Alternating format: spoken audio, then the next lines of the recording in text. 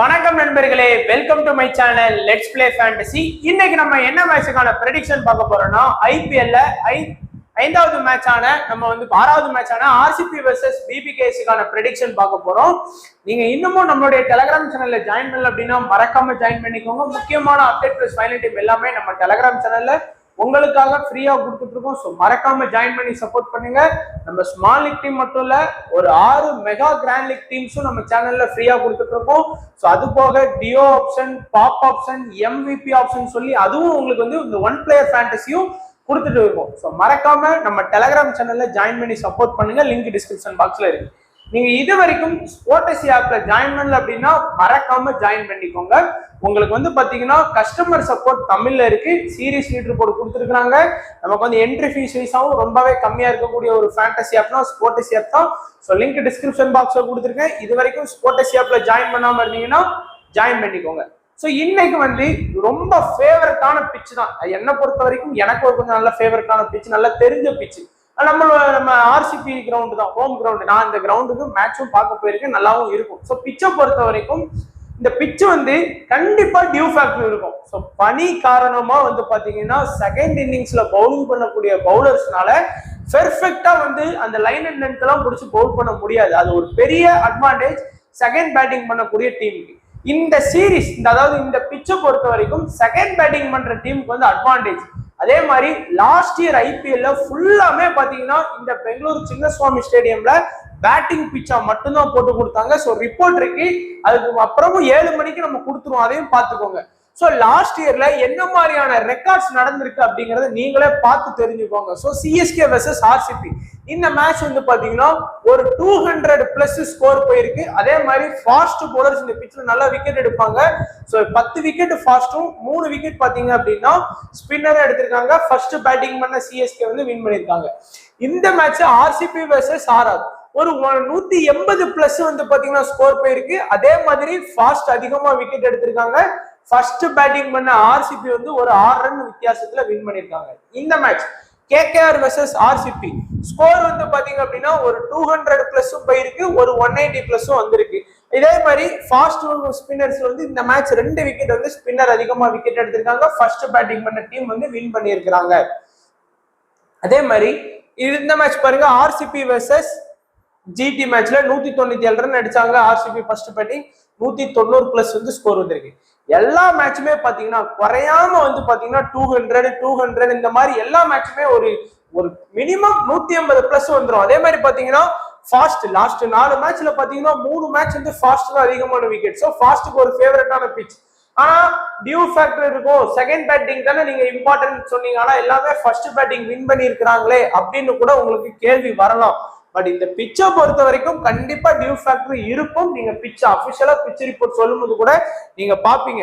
Record என்ன மாதிரியான வயசா வந்திருக்குன்னு பாத்தீங்கன்னா, லாஸ்ட் இயர்ல டோட்டலா இந்த சின்னசுவாமி ஸ்டேடியம்ல ஒரு 4 மேட்ச் நடத்தினாங்க. அதுல 4 பேட்டிங் பெஸ்டும் 3 பேட்டிங் செகண்டா வின் பண்ணிருக்காங்க. ஸ்கோர் வைஸா பார்க்கும்போது 150க்குள்ள லாஸ்ட் சீசன்ல வரவே இல்லை. 169க்குள்ள ஒரு இன்னிங்ஸும் 89க்குள்ள 6 இன்னிங்ஸும் 90+ பாத்தீங்கன்னா 7 இன்னிங்ஸ். எந்த பிச்சிலையாச்சும் இந்த மாதிரி இருக்குமா? சின்னசுவாமி ஸ்டேடியம்ல நடந்திருக்கு. ஹை ஸ்கோர் சிஎஸ்கே 226 அடிச்சாங்க. Low score Mi 171. ஸோ 171 தான் நமக்கு லோ ஸ்கோரா இருக்கு. ஆவரேஜான ஸ்கோரா 170 to 190 வரைக்கும் நீங்க எதிர்பார்க்கலாம். ஸோ இப்போ RCB versus PBKS head to head stats பாத்தீங்கன்னா டோட்டலா 31 மேட்ச் 2 டீமே ஆடி இருக்கிறாங்க. இதுல ஆர்சிபி 14 மேட்சும் பிபிகேஎஸ் 17 மேட்ச் வின் பண்ணிருக்காங்க. பஞ்சாப் ஆர்சிபி 17 முறை தோத்துருக்கு. ஆர்சிபி பஞ்சாப் 14 டைம் தான் தோத்துருக்காங்க. ஆர்சிபியோட ஹை ஸ்கோர் 226, லோ ஸ்கோர் 84. பஞ்சாபோட ஹை ஸ்கோர் 232, லோ ஸ்கோர் 88. எல்லா சைடும் பார்க்கும்போது பஞ்சாப் சைடு கொஞ்சம் ஸ்ட்ராங்கா இருக்கு. பட் இன்னைக்கு ஆர்சிபி ஹோம் பிச்சில் விளையாடுறதுனால மேபி அந்த ஒரு அட்வான்டேஜ் அவங்களுக்கு கிடைக்கலாம். அடுத்து நம்ம பார்க்கக்கூடியது பிளேயர்ஸோட பவுலர்ஸ் பேட்டில். ஸோ 2 மேட்சுக்கு இந்த டீமை பொறுத்த வரைக்கும் நம்ம ஏற்கனவே சொன்ன மாதிரி பவுலர்ஸ் பேட்டில் ரொம்ப இம்பார்ட்டன்ட். பட் பஞ்சாப் பிளேயர்ஸ் பாத்தீங்கன்னா ஆர்சிபி பவுலர்ஸ்ட யாருமே பெருசா விக்கெட் எடுக்கல. ஆர்சிபி பவுலர் எல்லாருமே புதுசு. சிராஜும் சிராஜ் மட்டும்தான் கொஞ்சம் experience Indian bowler Karan Sharma, மற்றபடி யாருமே பெருசா இருந்தாலும் அவங்களோட ஸ்டாட்ஸ் எதுவுமே இல்லை. ஸோ விராட் கோலியை பொறுத்த வரைக்கும் ஹார்பிட் பால் ஒரு டைம், ராசா பால்ல ஒரு டைம், எலிஸ் பால்ல 2 டைம், ராகுல் சகர் பால்ல 1 டைம், ரபாடா பால்ல 6 டைம், சாம் கருண் பால்ல 2 டைம். ஸோ கொஞ்சம் வீக்கா தான் பெர்ஃபார்ம் பண்ணி இருக்கிறாரு. ரபாடா வந்து ஸ்டார்டிங்ல அட்டாக் பண்றாரு பஞ்சாபை பொறுத்த வரைக்கும். ஸோ விக்கெட் விடுறதுக்கான வாய்ப்பு இருக்கு. மேக்ஸ்வெல் வந்து பாத்தீங்கன்னா ஹார்பிட் பால்ல 2 டைம், ராகுல் சகர் பால்ல 2 டைம், ரபாடா பால்ல 4 டைம், சாம் கருண் பால்ல 1 டைம். அண்ட் நம்ம அனுஜ் ராவத் வந்து ராகுல் சகர் பால்ல 1 டைம் வந்து விக்கெட் விட்டுருக்காரு. டியூ பிளஸிஸ் சிங்கு பால்ல 1 டைம், ராகுல் சகர் பால்ல 1 டைம், ரபடா பால்ல 3 டைம், ரிஷி தவான் பால்ல 2 டைம், சாம் கருண் பால்ல 3 டைம். இதுல வந்து ரபடாவும் சரி சாம் கருணும் சரி ஸ்டார்டிங்ல அட்டாக் பண்ணுவாங்க. அடுத்து தினேஷ் கார்த்திக் வந்து எலிஸ் பால்ல 1, சிங்கு பால்ல 2 டைம், ராகுல் சகர் பால்ல 2 டைம், ரபடா பால்ல 4 டைம், ரிஷி தவான் பால் அவுட் ஆனதுல சாம் கருண் பால்ல 1 டைம். மஹிபாலை பொறுத்த வரைக்கும் சிங்கு பால்ல 1, ராகுல் சகர் பால்ல 1, ரபடா பால்ல 1, ரிஷி தவான் பால்ல 1 டைம் வந்து விக்கெட் விட்டுருக்காரு. ஸோ கொஞ்சம் எல்லாருமே பாத்தீங்கன்னா ஆர்சிபி பிளேயர்ஸ் வந்து பஞ்சாப் கிங்ஸ் பவுலர்ஸ் வந்து கொஞ்சம் அப்படி இப்படின்னு ஆடி இருக்காங்க.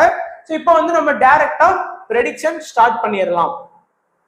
ஸோ ஆர்சிபி முதல் மேட்ச் 173 ரன் 174 ரன் கிட்ட ஸ்கோர் பண்ணி நம்ம சிஎஸ்கே கிட்ட தோத்தாங்க.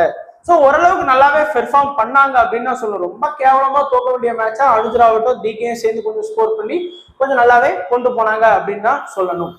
ஸோ ஃபர்ஸ்ட் விராட் கோலியும் டியூ பிளஸிஸ் தான் இன்னிங்ஸ் வந்து ஓபன் பண்றாங்க. விராட் கோலி லாஸ்ட் மேட்ச்ல 21 ரன்னும், டியூ பிளஸிஸ் வந்து கொஞ்சம் நல்ல ஒரு 35 ரன் கிட்ட ஸ்கோர் பண்ணாங்க. டியூ பிளஸிஸ் அந்த பவர் பிளே முதல் 6 ஓவர்ல பாத்தீங்க அப்படின்னா நல்லாவே ஸ்கோர் பண்ணிடுறாரு. கொஞ்சம் நல்லா அடிச்சு விளாடன்னு நினைச்சா ஸ்கோர் பண்ணிடுறாரு. 2 பேருமே கொஞ்சம் இம்பார்ட்டன்ட் பிளேயர்ஸ் அப்படின்னு சொல்லலாம். ஆர்சிபியை பொறுத்த வரைக்கும் எல்லாருமே காமனா இம்பார்ட்டன்ஸ் கொடுக்கக்கூடிய பிளேயர்ஸாவும் இருக்கிறாங்க. அடுத்து வந்து பாத்தீங்கன்னா படிடபுரை பொறுத்த வரைக்கும் லாஸ்ட் மேட்ச் டக் அவுட் ஆனாலும் கரண்ட்ல கொஞ்சம் ஃபார்ம்ல தான் இருக்காரு. இந்தியா டீமுக்கே ஆட வந்தார், அந்த அளவுக்கு கொஞ்சம் ஃபார்ம்ல இருந்தாரு.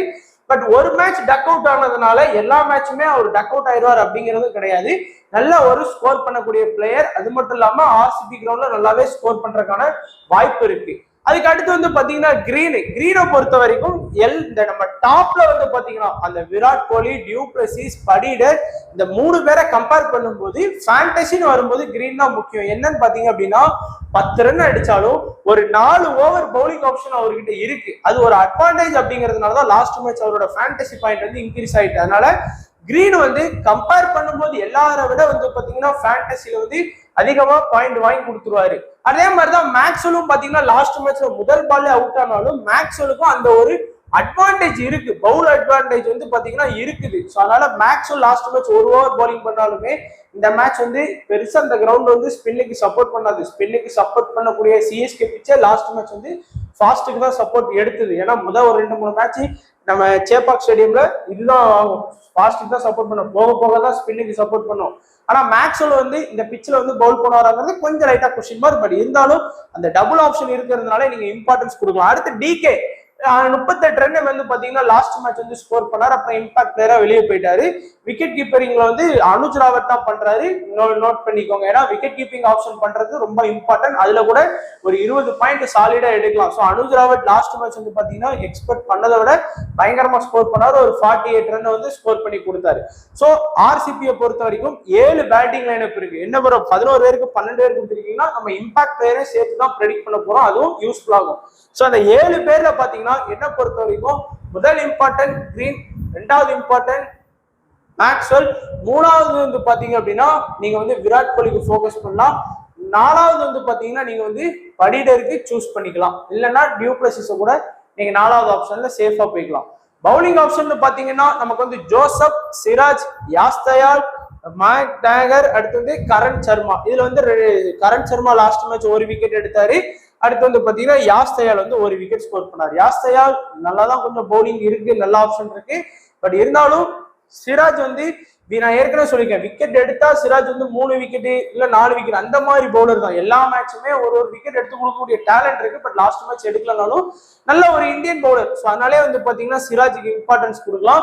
அதே மாதிரி ஸ்பின்னர், ஒரு ஸ்பின்னருக்காச்சும் இம்பார்ட்டன்ஸ் கொடுக்கலாம். நீங்க சேஃபா போகணும்னு நினைச்சீங்கன்னா கரண் சர்மாவை எடுத்துட்டு போங்க. ஏன்னா லாஸ்ட் மேட்ச் 1 விக்கெட்ங்கிறதுனால எல்லாருமே எடுத்து வரக்கான வாய்ப்பு இருக்கு. பட் டேகர் வந்து பாத்தீங்கன்னா நல்லா பவுல் பண்ணாரு. சிஎஸ்கே அகைன்ஸ்டா 2 ஓவர் பவுல் பண்ணாலும் நல்லா பண்ணாரு. இல்ல அப்படின்னா நீங்க ஜோசப் கூட இம்பார்ட்டன்ஸ் கொடுத்துக்கலாம். பட் என்ன பொறுத்த வரைக்கும் சிராஜ் வந்து முதல் இம்பார்ட்டன்ட், 2வது ஸ்பின்னர், 3வது வந்து பாத்தீங்கன்னா ஒரு ஃபாஸ்ட் வச்சு நீங்க ஜோசப் கூட ட்ரை பண்ணி பார்க்கலாம். அடுத்து பார்த்தோம் அப்படின்னா Punjab Kings. So Punjab Kings வந்து பாத்தீங்கன்னா டிசிஏ வின் பண்ண டீம், கொஞ்சம் நல்லா ஸ்ட்ராங்காவே பெர்ஃபார்ம் பண்ணாங்க அப்படின்னு சொல்லணும். நல்லா போராடி கஷ்டப்பட்டு வின் பண்ணாலும் வின் பண்ணிட்டாங்க. ஸோ இன்னிங்ஸ் ஓபன் பண்ணக்கூடியது ஷிகர் தவானும் பேஸ்ட்ரோவும் தான் இன்னிங்ஸ் ஓபன் பண்றாங்க. ஷிகர் தவான் 22 ரன் ஃபர்ஸ்ட் மேட்ச்ல, ரெண்டாவது நம்ம பேஸ்ட்ரோ வந்து 9 ரன். பேஸ்ட்ரோ கொஞ்சம் அதிரடியா ஆடக்கூடிய பிளேயர். அந்த பவர் பிளே மொதல் 6 ஓவர்ல செட் ஆயிட்டு அப்படின்னா சோழி முடிஞ்சுது, அன்னைக்கு வந்து பொண்ணு எடுத்துருவார் அப்படின்னு சொல்லலாம். ஆனா ஷிகர் தவானை பொறுத்த வரைக்கும் கொஞ்சம் பொறுமையாவே தான் ஸ்கோர் பண்றாரு. கேப்டன்சி அப்படிங்கறத வச்சிருக்கிறதுனால நல்லா ஸ்கோர் பண்றாரு. கண்டிப்பா செஞ்சுரி கூட 2 பிளேயர் அடிக்கலாம். அந்த மாதிரி டேலண்டட் உள்ள பேட்ஸ்மேன் தான் ஷிகர் தவானும் சரி பேட்ஸ்மேனும் சரி. இருந்தாலும் இந்த 2 பேரை கம்பேர் பண்ணும்போது ஓபனர்ஸ்ல ஷிகர் தவானுக்கு வந்து நல்லா இம்பார்ட்டன்ஸ் கொடுங்க. அடுத்து வந்து பாத்தீங்கன்னா சிம்ரன் சிங்கை பொறுத்த வரைக்கும் 26 ரன் லாஸ்ட் மேட்ச்ல ஸ்கோர் பண்ணாரு. நல்ல அதிரடி, அதாவது எல்லா பாலையுமே ஃப்ரம் ஃபர்ஸ்ட் பால்ல இருந்து தட்டவே கூடாது, சும்மா வந்தா வருது போனா போதுன்னு அடிச்சு ஆடணும் அப்படின்னு நினைச்சு ஆடக்கூடிய பிளேயர், இம்பாக்ட் பிளேயரா தான் உள்ள வர்றாரு. அதுக்கு அடுத்து பாத்தீங்கன்னா லிவிங்ஸ்டோன் நல்ல ஒரு பேட்டிங் பிளஸ் பவுலிங் இருக்கக்கூடிய ஆல்ரவுண்டர். அவர் பவுலிங் பண்றதுக்கான வாய்ப்பு வந்து கம்மி தான். ஏன்னா பாத்தீங்கன்னா ஆல்மோஸ்ட் அவங்ககிட்ட வந்து பாத்தீங்கன்னா ஒரு 6 ப்ராப்பர் பவுலிங் ஆப்ஷன் இருக்கு. 7வது பவுலிங் ஆப்ஷன்ல தான் வந்து பாத்தீங்க அப்படின்னா நமக்கு வந்து லிவிங்ஸ்டோன் இருக்காரு. அப்படியே அவர் பவுல் பண்ணாலும் அதிகபட்சமாவே வந்து பாத்தீங்கன்னா 2 ஓவர் தான் பவுல் பண்ண முடியும். அதனால பவுலிங்க்கு இருக்குன்னு சொல்லி நீங்க லிவிங்ஸ்டோனுக்கு இம்பார்ட்டன்ஸ் கொடுக்காங்க. பட் பேட்டிங் வைஸாவும் பாத்தீங்கன்னா ஒரு 30+ ரன் வரைக்கும் வந்து அவரால் ஈஸியா எல்லா மேட்சுமே ஸ்கோர் பண்ண முடியும். அடுத்து ஜித்தேஷ் சர்மா நல்ல ஃபார்ம்ல தான் இருக்கிறாரு. இந்தியன் டீம் கூட ஆடி இருக்காரு. 9 ரன் லாஸ்ட் மேட்ச்ல. பிளஸ் விக்கெட் கீப்பிங் ஆப்ஷன் இருக்கனால நீங்க இம்பார்ட்டன்ஸ் கொடுக்கலாம். அடுத்து சிங்கை பொறுத்த வரைக்கும் லாஸ்ட் மேட்ச்ல டக்கு, ஸோ இதுக்கு முன்னாடி சீசன்லாம் எஸ்ஆர்ஹெச்ல இருந்தாரு, அங்க என்ன பண்ணாரோ அதுதான் இங்கேயும் பண்ணி இருக்கிறாரு. ஸோ இந்த 6 பேட்டிங் லைனப் இருக்கு.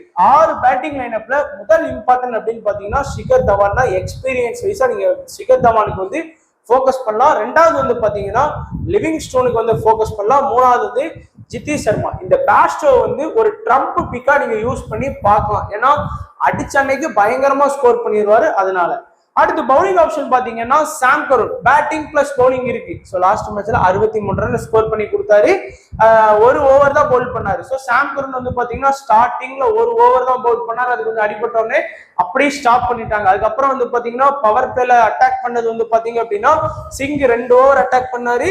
ரபடா வந்து பாத்தீங்கன்னா 2 ஓவர் அட்டாக் பண்ணாங்க. ஸோ ரபடாவும் சிங் தான் பாத்தீங்கன்னா மாத்தி அந்த முதல் 6 ஓவரை வந்து பினிஷ் பண்ணாங்க. அதுக்கடுத்து 6 ஓவருக்கு அப்புறம் பாத்தீங்கன்னா ஹார்பிட் பாரும் ராகுல் சகாரோட அட்டாக் இருந்தது. 2 பேருமே நல்ல பவுல் பண்ணாங்க. லாஸ்ட் மேட்ச் ராகுல் சகார் 4 ஓவர் பவுலிங் பண்ணி 1 விக்கெட், ஹார்பிட் பார் வந்து பாத்தீங்கன்னா 3 ஓவர் பவுலிங் பண்ணி 1 விக்கெட்னு ஸ்கோர் பண்ணாங்க. ஸோ ஃபர்ஸ்ட் பெருசா விக்கெட் கிடைக்கல அவங்களுக்கு.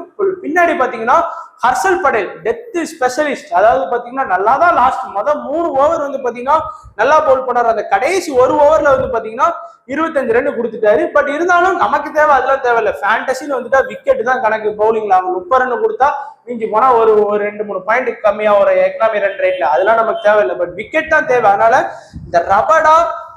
இந்த நம்ம ரபடா அடுத்து ஹர்ஷல் படேல் சிங் இந்த 3 பேருமே பாத்தீங்கன்னா ஸ்டார்டிங்ல அட்டாக் பண்றாங்க.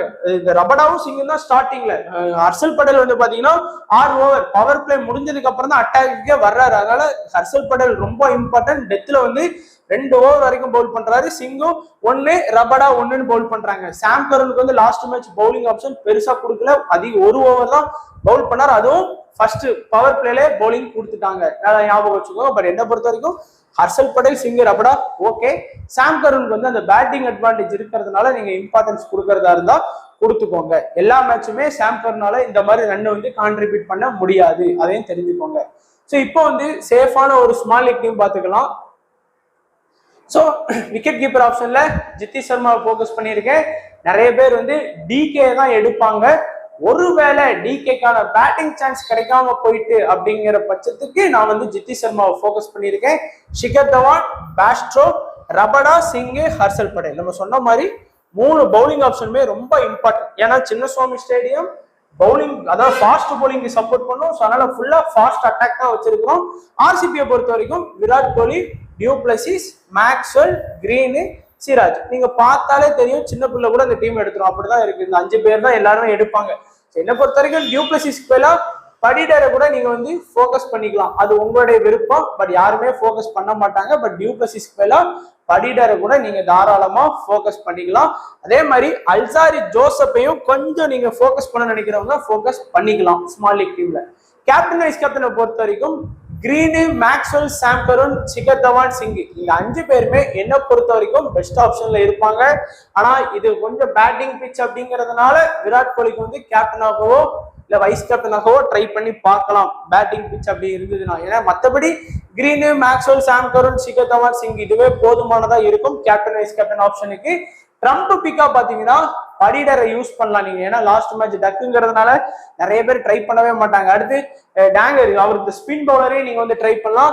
ஜித்தி சர்மா லாஸ்ட் மேட்ச் 9 ரன் தான், பெருசா யாருமே ஃபோக்கஸ் பண்ண மாட்டாங்க. நிறைய பேர் வந்து பாத்தீங்கன்னா டிகே தான் விக்கெட் கீப்பர் ஆப்ஷன்ல எடுப்பாங்க. அதனால சொல்றேன் ராகுல் சகார் ஒரு மெயின் ஸ்பின்னர் கண்டிப்பா நமக்கு தேவை. அதே மாதிரி ஹார்பிட் பார் 2 ஸ்பின்னருமே நேற்றைய மேட்சை வந்து கொஞ்சம் நல்லாவே மாத்தினாங்க டிசிக்கு அகைன்ஸ்டா. அதனால 2 ஸ்பின்னரே ஃபோக்கஸ் பண்ணுங்க. ஜித்தி சர்மா, டேங்கர், படிடர். ட்ரம்ப் பிக்கா யூஸ் பண்ண நினைக்கிறவங்க இந்த மாதிரி பிளேயர்ஸ் வந்து ட்ரை பண்ணி பாருங்க, யாருமே ஃபோக்கஸ் பண்ணக்கூடியாத பிளேயர்ஸ். ஸோ இதுதான் நம்மளுடைய prediction RCB versus PBKS. So கண்டினியூஸா நீங்க வந்து நல்லா நம்ம சேனலுக்கு சப்போர்ட் பண்றீங்க. ஸோ மறக்காம நம்ம சேனலுக்கு லைக்ஸ் மூலமா உங்களுடைய சப்போர்ட்டை தெரிவிங்க நண்பா. ஸோ வீடியோ பார்த்த எல்லா நண்பர்களுக்கும் நன்றி, வணக்கம். தேங்க்ஸ் ஃபார் வாட்சிங் நண்பா.